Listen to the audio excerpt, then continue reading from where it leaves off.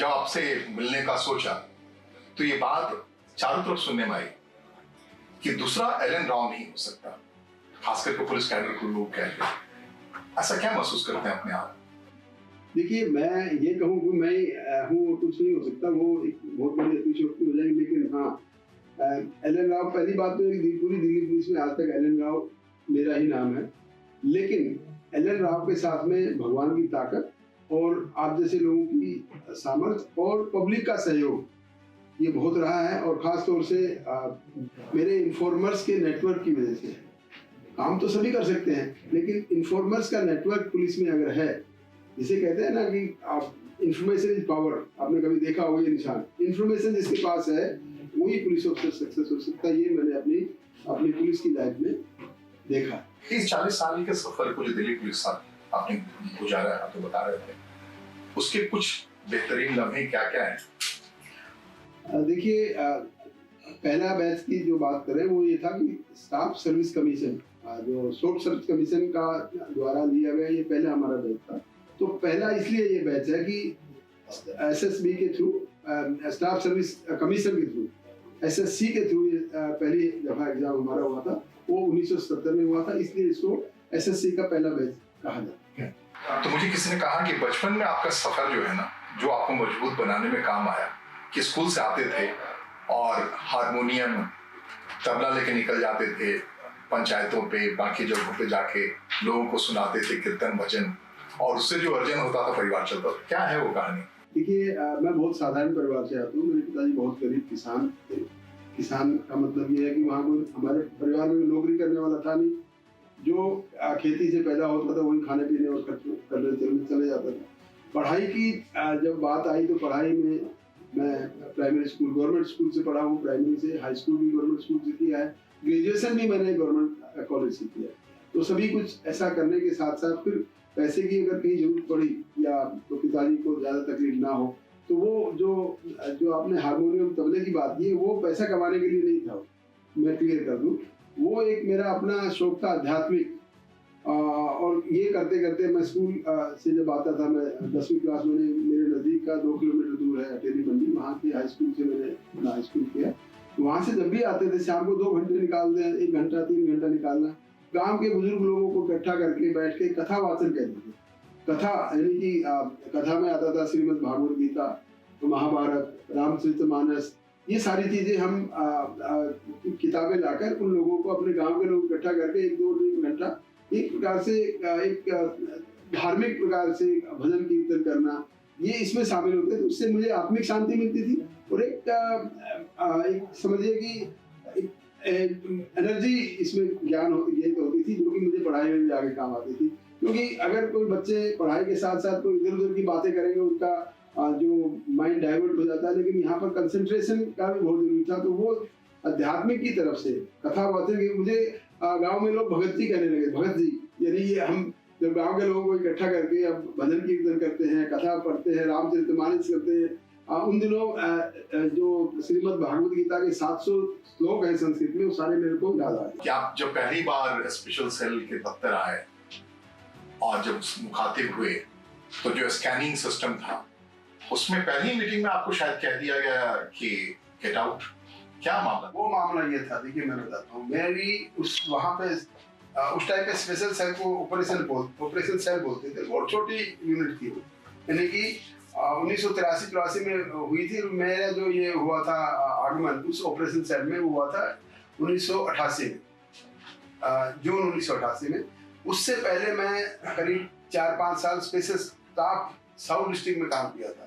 और वहाँ काम करते करते मुझे एक्सपर्टीज हो गई थी NDPS एक्ट, यानी नारकोटिक ड्रग्स का जो मेजर जो रिकवरी थी उस टाइम की दिल्ली की, समझ लीजिए मैक्सिमम जो थी वो मेरे नाम पे थी। और मेरे इंस्पेक्टर थे LS बरार, उनके नाम पे थी। और एक मेरे साथी थे राजेंद्र सिंह बख्शी, सब इंस्पेक्टर, उनके नाम पे ये थी। और हमने अपनी टीम में मिला के मैक्सिमम नारकोटिक्स का ही काम किया था। और उस काम की वो रोज इतना बड़ा काम होता था तो अखबारों में आता था, सब चर्चाएं होती थी। तो जब मेरा ट्रांसफर स्पेशल स्टाफ से ऑपरेशन सेल में हुआ, तो ऑपरेशन सेल के DCP साहब थे श्री दीपचंद जी। दीपचंद साहब को भी खबरें मिलती रहती थी, तो उनको ये इंप्रेशन था कि हम ड्रग्स के आदमी हैं। तो गेट आउट होने का मतलब उनका ये नहीं था कि मुझे वो पसंद नहीं करते थे या क्या वजह उनकी मर्जी होगी क्या क्यों कहा। तो जो ही मैं गया तो उन्होंने ये कहा, वो हर मंडे को मीटिंग लेते थे अपने इंस्पेक्टर सब इंस्पेक्टर से और एसीपी के साथ। उनके में एक ही एसीपी होते थे श्री आर.पी. मेहता। तो वो मीटिंग जब लेते थे तो मैं पहली दफा जब हर मंडे को मीटिंग में मैं भी चला गया क्योंकि मेरे को भी जाना था मंडे के लिए। तो उन्होंने कहा अच्छा आप, मैं कहा जी मैं स्पेशल स्टाफ से ट्रांसफर होकर यहाँ पर आया हूँ, ऑपरेशन सेल में कर आया हूँ। अच्छा आप तो वही है ना एस बरार के साथ में ड्रग्स के काम करने वाले? मैं हाँ मैं वही हूँ। तो आप तो ड्रग्स के आदमी हो कि यहाँ ऑपरेशन सेल तो उग्रवादियों का सेल है, इसमें क्या काम है? मैंने कहा जी वो मैंने ये कहने की कोशिश की कि ड्रग्स की वजह से भी उग्रवाद पनपता है। तो कहता नहीं आपकी काम नहीं, यू गेट आउट, आपको आने की जरूरत। रिहाई मैं कराऊंगा क्योंकि इससे बाकी मुखबिरी के लिए जो आप जानते हैं आपका सबसे स्ट्रांग पार्ट जो रहा है मुखबिर वाला रहा है। तो अगर एक टूटेगा तो बाकी सब हड़बड़ा के गिर जाएंगे। इस साजिश को समझते हुए, इसका अंदेशे को समझते हुए आपने पुलिस डिपार्टमेंट से एक बड़ा तनातनी मोल ले लिया। वो क्या प्रकरण था सर, थोड़ा बताइए। ये है 1987 की बात है, अप्रैल 1987 में मेरी posting as sub inspector special staff south में ही होती थी। और वहाँ पर मैक्सिमम उन दिनों हमारा जो गोल्डन पीरियड था 86, 87, 88, ये गोल्डन पीरियड था। हमने नारकोटिक के मैक्सिमम केसेज हमने उन दिनों पकड़े थे। और ये डिस्ट्रिक्ट भी पूरा साउथ डिस्ट्रिक्ट कहलाता था, बदरपुर से लेकर मायापुरी तक पूरा इतना एक ही डिस्ट्रिक्ट था, एक ही डीसीपी होता था, थाने 15 के लगभग थाने थे, स्पेशल स्टाफ होता था हमारा लाजपत नगर में। तो खबर मिली कि सरोज नगर में कोई ड्रग्स का धंधा हो रहा है और ड्रग्स की सप्लाई करने वाला है। हमने कोई ड्रग्स के माफिया को पकड़ा किसी अपने इन्फॉर्मर के इन्फॉर्मेशन के बेस पे। कोई भी देखे ड्रग्स के केसेस जितने भी पकड़े जाते हैं ना, तो वो किसी न किसी इन्फॉर्मेशन बेस्ड होता है। इन्फॉर्मेशन जैसा मैंने पहले बताया सबसे बड़ा हथियार है पुलिस ऑफिसर को सक्सेस के लिए। इन्फॉर्मेशन आपकी ठीक है तो आपको सक्सेस मिलेगी।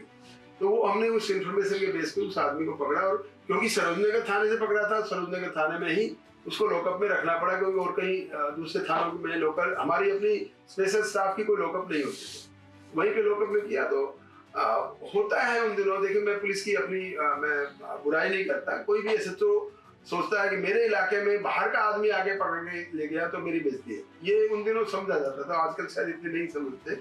और आजकल क्योंकि थाने भी अलग अलग सबके हो गए, स्पेशल सेल का भी अलग थाना है, क्राइम ब्रांच का भी है। तो उस एसएचओ ने उस आदमी से जो बंद किया उस थाने में, क्योंकि लॉकअप तो नहीं का था, तो खोल के पूछा पता करने के बाद कहीं कहीं से उसको भनक लगी कि इस केस को, इस आदमी को पकड़वाने वाला आदमी कौन हो सकता है। तो जो ही उसको पता चला, हमें नहीं पता था, जो ही उसको पता चला उसे रात में उसको उठाया और उसके ऊपर लगातार 2 केस दबा दिए। नारकोटिक्स का केस, झूठा केस, टोटल झूठा, और एक चाकू भी साथ रख दिया। मुझे ये कहते हुए कोई शर्म नहीं आ रही, क्योंकि ये ओपन एंड शट केस था उस टाइम पे कि दिल्ली पुलिस ऐसा करती भी है। और अब तो उस केस के बाद तो सबको मालूम हो गया था क्योंकि ऐसा गलत किया था।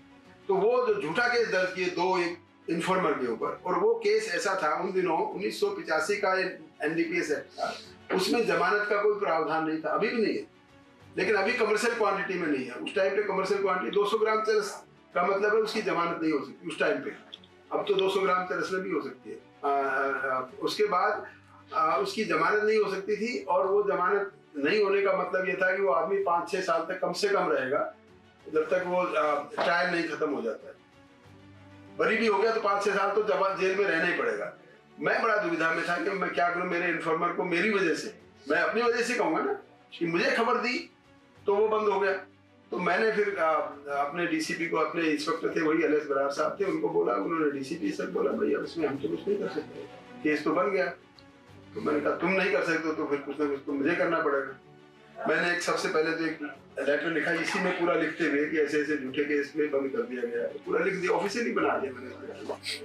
उसके बावजूद भी कुछ नहीं किया उन्होंने, किसी ने भी नहीं किया। तो मैं फिर उस इन्फॉर्मर जो बंद हुआ था उसके वकील को ढूंढा, कौन है उसका वकील, उसके पास गया। मैंने कहा मेरा एफिडेविट आप लीजिए, और मैंने अपना एफिडेविट दिया। उसमें साफ लिखा कि झूठा केस बंद किया, झूठा आदमी बंद किया, ये वजह है, पूरी ग्राउंड दी मैंने, इस वजह से उसको बंद किया। तो वो केस जब जमानत लगाई उन्होंने, जो हमारे सेशन जज थे पटियाला हाउस कोर्ट में, बीबी बंसल साहब थे, उन्होंने वो केस की सुनवाई की, जमानत की। जो ही मैं खाली एफिडेविट नहीं दिया, मैं वर्दी पहन के कोर्ट में पहुंच गया वहां पर। मैंने तो ये सोच लिया था मैं दिल्ली पुलिस में रहना ही नहीं है, ये सोच के मैंने ये सब काम किया था। लेकिन वो भगवान को मर्जी जो होती है वो होती है। उसके बाद उन्होंने सुनवाई की, सुनवाई करके उन्होंने भी अचंभा किया पुलिस के खिलाफ। पुलिस ये कैसे हो गया? तो मैंने कहा ये तो है तो सच्ची बात। तो उन्होंने एक तरफ तो उसकी जमानत दे दी तुरंत, जो कि 6 साल में भी जमानत नहीं होती थी, वो 5 दिन में उसको जमानत मिल गई। दूसरी तरफ साथ में ये कह दे कमिश्नर पुलिस इसकी इंक्वायरी करे और 1 महीने में रिपोर्ट दे कि इसमें सच्चाई क्या है। अगर मैं झूठ बोल रहा हूं तो मेरे को सख्त से सख्त कानूनी कार्रवाई मेरे खिलाफ होगी, अगर किसी ने बंद किया तो उसके खिलाफ कानूनी कार्रवाई। तो वो इंक्वायरी हुई, इंक्वायरी के बाद मैं बिल्कुल पाक साफ निकला, मेरे खिलाफ कुछ नहीं हुआ, क्योंकि मैंने कोई गलत काम किया नहीं था। सच्चाई के साथ भगवान भी देता है, तो मैं उस केस में मैं समझा कि भगवान हमेशा सच्चाई के साथ रहता है। और वो आदमी जमानत हो गई। उसके बाद मेरा कुछ हुआ नहीं, तो मैंने उस केस को ज्यादा परस्यू नहीं किया। जिसने जो किया था ठीक है, मेरा पर्पज था उसको जमानत से बाहर निकालना, और उसके दोनों केस खत्म हो गए। ये सोच में था। ये जो है तो आपका मनोबल इससे काफी बड़ा लगा कि मेरा ही मनोबल तो बड़ा ही बड़ा। मेरे इन्फॉर्मर्स के दुनिया में ये बात फैली कि एक आदमी इन्फॉर्मर को बचाने के लिए अपनी नौकरी दांव पे लगा देता है, और मैंने लगा दी थी, इसमें कोई दो राय नहीं थी। मैंने सोच लिया था, तब तक मैं वकालत कर चुका था, मतलब पढ़ाई कर चुका था वकालत की। मैंने सोचा अब दिल्ली पुलिस में काम ही नहीं करना, अगर मेरे को डिसमिस भी कर देंगे, सस्पेंड कर देंगे, मैं वकालत करूँ। ये मैंने सोच के किया था, लेकिन भगवान को कुछ और ही मंजूर था। मेरा कुछ नहीं हुआ, ना मैं सस्पेंड हुआ, मैं डिसमिस हुआ। मैं फिर आगे आपको मैं बता दूं, अगले साल में फिर प्रमोशन ही हो गया। वो गैंगस्टर थे नागलोई के इलाके में, इन लोगों ने काफी आतंक मचा रखा था। और जब कहते हैं कि जो मुठभेड़ हुआ सड़क पे, तो सत्या क्या या बाकी कौन सी फिल्म की शूटिंग हो सकती है, दिल्ली के लोग उस मजमे में आ गए। उनको लगा ये रियल लाइव चल रहा है, कोई शूटिंग हो रही है। और आमना सामना, शायद आपके लिए एक और भी गलत बात या सही बात जो भी, आप अपने बैकअप सिस्टम का भी इंतजार नहीं करते। नहीं, आप अकेले लग भिड़ गए और लोगों ने देखा लाइव चल रहा है, उसमें आप घायल हो। वो घटना क्या थी, जरा बताइए। वो घटना थी समझिए 1984 15 सितंबर की बात है। डेट मुझे इसलिए याद है कि वो हिस्टोरिकल डेट थी, क्योंकि उससे अगले दिन डूसू के इलेक्शन हुए थे, दिल्ली यूनिवर्सिटी स्टूडेंट्स यूनियन के इलेक्शन थे। और ये जो बृजमोहन त्यागी था, ये अपने दोस्तों के साथ मिलकर यूनिवर्सिटी एरिया में किसी एक पर्टिकुलर पार्टी को सपोर्ट कर रहा था, बदमाशी के तौर पर। कहीं गोली चला दी, किसी को धमका दिया, तो वो उसको सपोर्ट करते करते रहा था। उसके पीछे हम लगे हुए थे कि इस आदमी को पकड़ना है। ये बहुत बड़ा गैंगस्टर था, मेरठ का रहने वाला था। यूपी दिल्ली में बहुत केसेस थे इसके खिलाफ, और 7 लाख करीब इनाम था इसके ऊपर। और पकड़ना इसको हमने सोच रखा था, इसको पकड़ने 1994 की बात कर रहा हूँ। तो इसको पकड़ने से पहले हमने इसका एक साथी पहले पकड़ा था, उससे कुछ खबर नहीं मिली, तभी हम इसके पकड़ने के उसमें इरादे में रहे थे। छोटी सी टीम मैंने बनाई 11 आदमी की, वो बना के फिर हम इसी के पड़ोस में रहे कि कैसे पकड़ना है। तो जो ही खबर मिली कि यूनिवर्सिटी एरिया में ये गाड़ी लेके घूमता है, आता है, तो हमने फिर उस पर वॉच रखी। और बाद में फाइनली एक इन्फॉर्मेशन, जैसा इंफॉर्मेशन नेटवर्क की बात मैं जो कर रहा हूँ, वो यहाँ भी काम आई। खबर मिली कि गाड़ी, व्हाइट कलर की गाड़ी, बिल्कुल काले शीशे, और उसका यूपी नंबर 3735 नंबर गाड़ी, एग्जैक्टली नंबर मेरे को मिल गया। तो उस गाड़ी को ढूंढना फिर यूनिवर्सिटी एरिया में बहुत बड़ी बात है। 2-4 सड़कें हम घूमे, फिर गाड़ी नोटिस में आ गई। हम उस गाड़ी को उस दिन 15 सितंबर की सुबह को, सुबह करीब 11 बजे हमने उसको 11 बजे के आसपास ढूंढना शुरू किया। 12 साढ़े 12 बजे तक उसको स्पॉट कर दिया। तो करीब स्पॉट करते हम देखते रहे, और वहां पर हमें पकड़ना इसलिए उचित नहीं समझा कि उसने, बृजमोहन त्यागी ने लोगों को बता रखा था। वो बहुत बड़ा तगड़ा था, पुलिस वाला लगता था दूर से, 6 फुट से हाइट ज्यादा थी।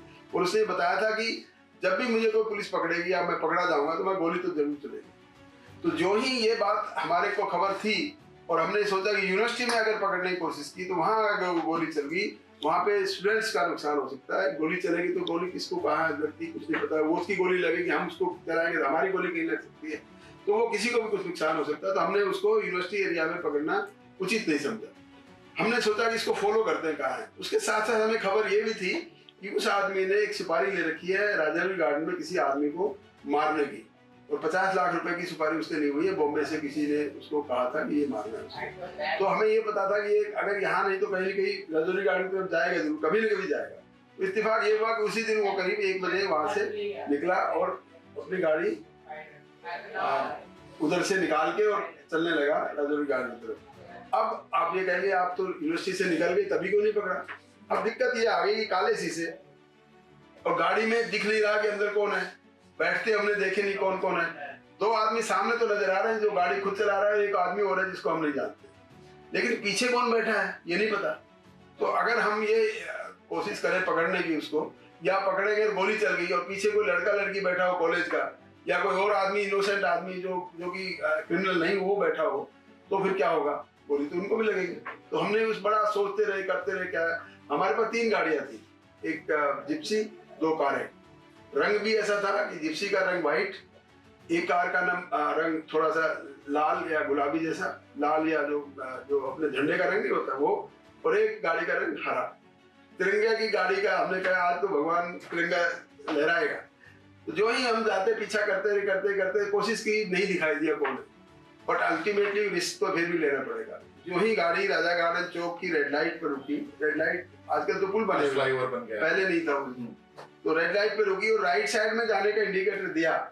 तो आपने देखा होगा राजा गार्डन से अगर आते राजधानी कॉलेज की तरफ से आते हैं तो सीधे जाएंगे तो आप पहुंच जाएंगे धोला कुआं, राइट जाएंगे तो आप पहुंच जाएंगे तिलक नगर, राजा गार्डन तिलक नगर, लेफ्ट में मुड़ेंगे तो मोती नगर तरफ आ जाएंगे। तो जो ही वो गाड़ी राइट में जाने के लिए मुड़ी तो हमने तीनों गाड़ियों से उसको सैंडविच कर दिया। एक तरफ सेंट्रल वर्ज हो गया, एक तरफ मेरी गाड़ी होगी, एक तरफ लेफ्ट में एक और गाड़ी और पीछे से। और जो ही उसको घेरा और उसकी तरफ मैं गया कि निकलो बाहर। बाहर क्या खोलने का मतलब ही, उसने दरवाजा खोला नहीं, अंदर से गोली से खुला। गोलियां चली और गोलियां चली तो वहां पर फिर ऐसी गोलियां चली कि 3 आदमी हमारे इंजर्ड हो गए, इंक्लूडिंग मी।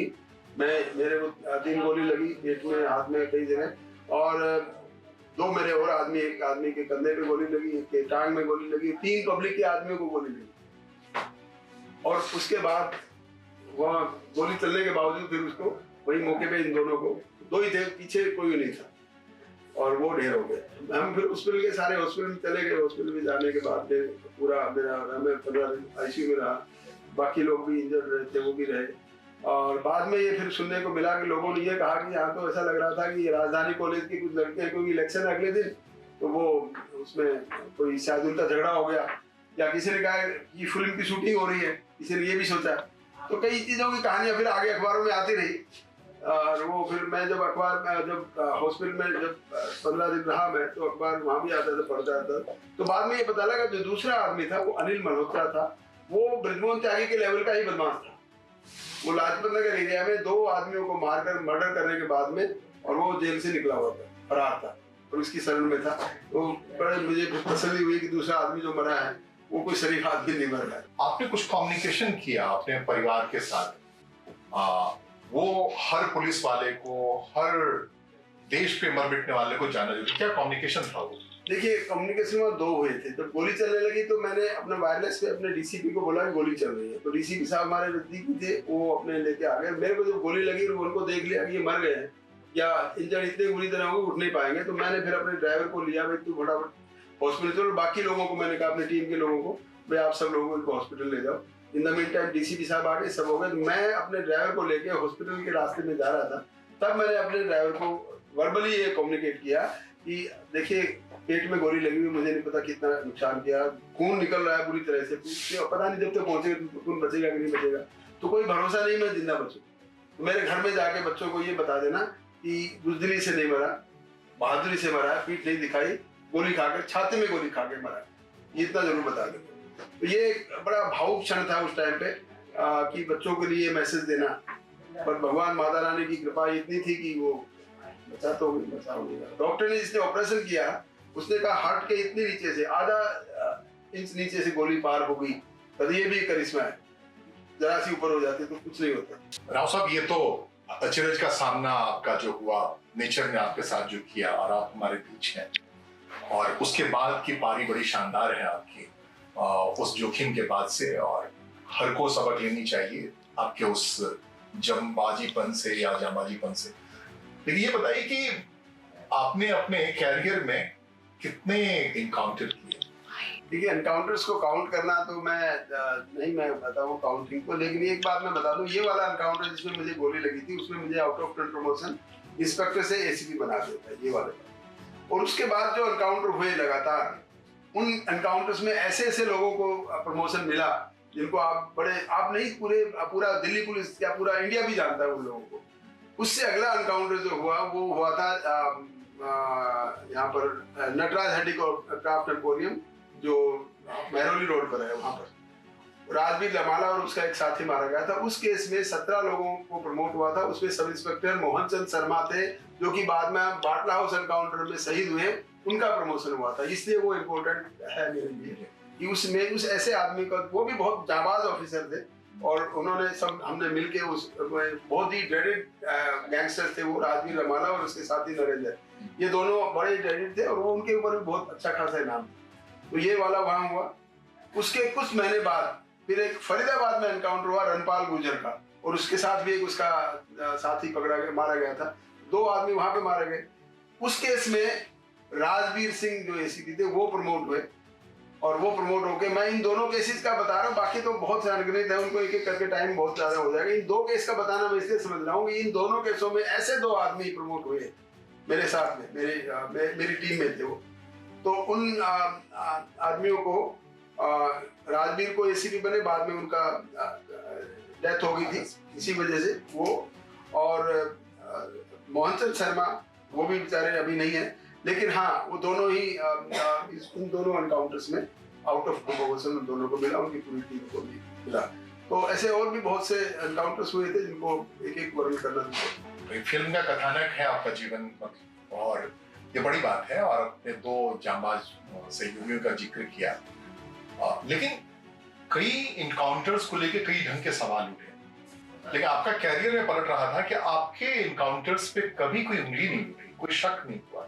ऐसा क्या कारण? ये कारण मैंने खुद भी सोचा हुआ है, और पहले से ही सोचा था कि पुलिस में अगर नौकरी करनी है ना तो कोई गलत काम नहीं करना। एनकाउंटर के ऊपर उंगली तभी उठती है जब कहीं ना कहीं ये डाउट होता है कि ये आदमी को जेन्युइन एनकाउंटर नहीं है। जेन्युइन एनकाउंटर का मतलब ये है कि किसी को पकड़ा और उसको गोली से मार दिया। वो एक बहुत बड़ा एक जघन्य अपराध मैं समझता हूँ, कोल्ड ब्लडेड मर्डर मैं समझता हूँ। जैसे कि पुलिस वाले अगर किसी को पकड़ के मारेंगे तो इसका मतलब वर्दी में रहते हुए एक प्रकार से हम वर्दी के गुंडे हैं, वो मैं नहीं चाहता कभी भी, और ना मैंने कभी किया। तो जब मैंने ये काम किया ही नहीं तो मेरी किसी भी एनकाउंटर में उंगली उठने का सवाल ही नहीं पैदा होता। ये बिल्कुल सही है, वरना मैक्सिमम एनकाउंटर्स में आप किसी भी एनकाउंटर को उठा के देख लीजिए, मैक्सिमम में कहीं ना कहीं पब्लिक यही कहती है झूठा एनकाउंटर है, पकड़ के मार दिया, ये कर दिया, वो कर दिया।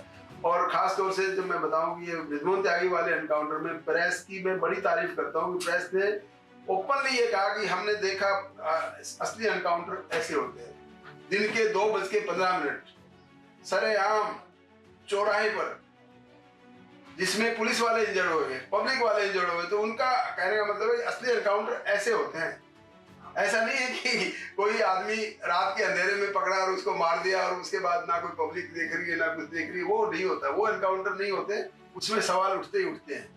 दिल्ली अगर महफूज है तो इन एनकाउंटरों की वजह से, इस खौफ की वजह से। लेकिन आप जब कह रहे हैं कि पुलिस अफसर मानवीय दृष्टिकोण रखता है, और खास करके जब कोई इनकाउंटर स्पेशलिस्ट के तौर पर जिसकी पहचान हो वो अगर कह रहा है तो उस बात को मानना चाहिए। एक बात जो आती है इसी में, IC 814 अचानक से चर्चा में गया है, और शायद आपके जिम्मे पड़ा था कि IC 814 का जो सौदा हुआ था उसमें जो दिल्ली के तिहाड़ में एक आतंकवादी कैद था, वो जब उसकी रिहाई की बात हो रही थी तिहाड़ से निकाल करके आपको सरकार को सुपुर्द करना था। और मैं कहीं अखबार या कहीं पढ़ रहा था कि आपका जी किया कि इसको यहीं हम दौड़ा करके निपटा दें। वो क्या मामला था? वो बड़ा एक मैं समझता हूँ बहुत ही गंदा काम मेरे हाथ से हुआ, लेकिन वो इसलिए करना पड़ा क्योंकि सरकार का आदेश था, सीनियर ऑफिसर्स का आदेश था। मैं समझता हूँ जिस काम को हम जिन उग्रवादियों को पकड़ने का हमारा काम है उनको हमें छोड़ना पड़े, तो आत्मा की तरफ से ऐसा आवाज आती है क्या कर रहे हो, गलत कर रहे हो। तो उस केस में भी मेरे को हुक्म हुआ था कि उमर शेख पाकिस्तानी मूल का आदमी जो कि ब्रिटिश नागरिक था, ब्रिटिश नागरिक पैदा वहां हुआ था इसलिए ब्रिटिश नागरिक था, लेकिन वो पाकिस्तान की शरण में था, पाकिस्तान के इशारों पे काम करता था, बहुत बड़ा खूंखार आतंकवादी था वो। और उस आतंकवादी के साथ 2 और आतंकवादी छोड़े गए थे। उसमें 814 IC का जो अपहरण हुआ था उसमें जाके कंधार में मसूद अजहर और एक मुश्ताक जर्जर, हाँ, इन तीनों को छोड़ना पड़ा सरकार को। और इसको दिल्ली में, क्योंकि ये बंद था, दिल्ली तिहाड़ जेल में बंद था, इसको दिल्ली तिहाड़ जेल से लेकर और एयरपोर्ट तक छोड़ने की जिम्मेवारी मेरी थी। तो मैंने अपनी जिम्मेवारी समझते हुए उसको निभाया। लेकिन हाँ, ये जो बात कह रहे हो कि अखबार में निकली या कुछ, वो मैं नहीं समझता, लेकिन एक बार मेरे दिल में जरूर निकली ये बात कि ऐसे आदमी को छोड़ना नहीं चाहिए, लेकिन क्योंकि सरकार ने हुक्म दिया है तो छोड़ना पड़ेगा। लेकिन एक बार तो दिमाग में आया कि खाकी वाला वो सीन जिसमें हथकड़ी ढीली हो जाती है, वो इसमें भी हो सकती है ढीली।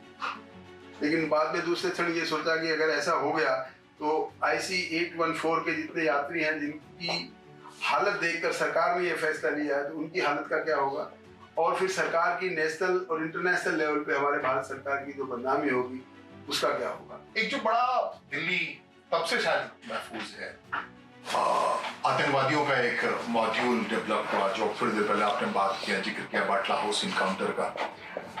इंडियन मुजाहिदीन और दिल्ली पूरे अचानक से पेरिफेरी में आ गया। हम लोग भी एक्टिव जर्नलिस्ट थे तभी, आज वहाँ पता नहीं लग रहा था किस कोने। हम पहले दिल्ली को सब दुनिया की सबसे महफूज जगह समझते थे और आतंकवादियों ने लगभग सेंग लगा दी। वो क्या मामला था, थोड़ा सा बताइए। देखिए, जब पीक पर जो रहा है आतंकवाद का मामला, जो मैं बताऊं 1980 के दशक में पंजाब में रहा, 90 के दशक से फिर उग्रवाद का जो दूसरा रूप आया वो मुस्लिम टेररिज्म आया, जो जम्मू कश्मीर और पाकिस्तान के मुस्लिम उग्रवादियों की तरफ से आया। तो वो वाला जो दौर था पंजाब का, तो आपने बताया कि उन्होंने बहुत ही जाबाज DGP रहे, उन्होंने गिल साहब उन्होंने दबा दिया और अच्छा दबाया, बहुत अच्छे रहा और पंजाब सेफ हुआ है। तो उसके बाद ये जो मुस्लिम टेररिज्म का जिक्र आया, उसमें बहुत से हुआ। और हमारे जो 2000 से और 2012 तक 12-13 तक ऐसे केसेस यहाँ हुए दिल्ली में बहुत ज्यादा, जिससे कि लोगों को डर था दिवाली के दिन सेफ नहीं है कोई। दिवाली में वाले दिन यहाँ पर आपका सरोज नगर में ब्लास्ट होना, पहाड़गंज में होना, एक दिन में 5 ब्लास्ट होना, सीरीज ऑफ ब्लास्ट। 1998 में आपको कहूँ तो बसों में ट्रांजिस्टर बम ब्लास्ट, ये ऐसे ब्लास्ट का जो सीरीज चल गया था। तो मैं समझता हूँ दिल्ली के आम लोगों को ये डर बैठ गया था कि पता नहीं कौन सी चीज में कब बम फट जाए, कहाँ कोई बम फट जाए, कौन आदमी सुबह जा रहा है अपने घर से निकल के शाम को वापस आए कि ना आए, को कभी बम ब्लास्ट का शिकार ना हो जाए। ऐसे हुए, बहुत से लोग मरे। तो वो वाला एक दौर था और उस दौर को कंट्रोल करने के लिए काफी सरकार ने भी काफी किया, हमने भी बहुत कोशिश की और कंट्रोल हुआ भी। लेकिन 2012 का मैं समझता हूँ लास्ट एक ब्लास्ट था, जिसमें दिल्ली हाईकोर्ट के गेट नंबर 5 पर जो ब्लास्ट हुआ था, उसके बाद फिर एक यहाँ पर एक स्टिक बम लगा था इजराइल एम्बेसी की गाड़ी में। उस ब्लास्ट के बाद कोई खास ब्लास्ट दिल्ली में हुआ नहीं। अब टचवुड शांति है और मैं समझता हूँ ये शांति बनी रहे, ताकि लोगों की सुरक्षा और बहुत जरूरी है। क्योंकि ऐसे दहशतगर्दों के तरफ से ऐसे काम करने में तो उनको तो फर्क पड़ता नहीं है। यहाँ जिस परिवार का आदमी जान चली जाती है, चला जाता है आदमी, असल में उनको फर्क पड़ता है, दहशतगर्दों को कोई फर्क नहीं पड़ेगा। वो तो उनके आकाओं ने जो बोला वो कर देंगे, उनको तो दिल में कुछ तकलीफ भी नहीं होती जिस ढंग से वो काम करते हैं। उनको पता है कि जो मैं ब्लास्ट कर रहा हूँ उसमें कितने आदमी मारे जाएंगे, मारे गए, बहुत से लोग मारे गए। गिनती अगर करेंगे एक ब्लास्ट की तो कई हजारों आदमी हमारे दिल्ली में इन्हीं दौरान मारे गए 1998 से लेके 2012-13 तक।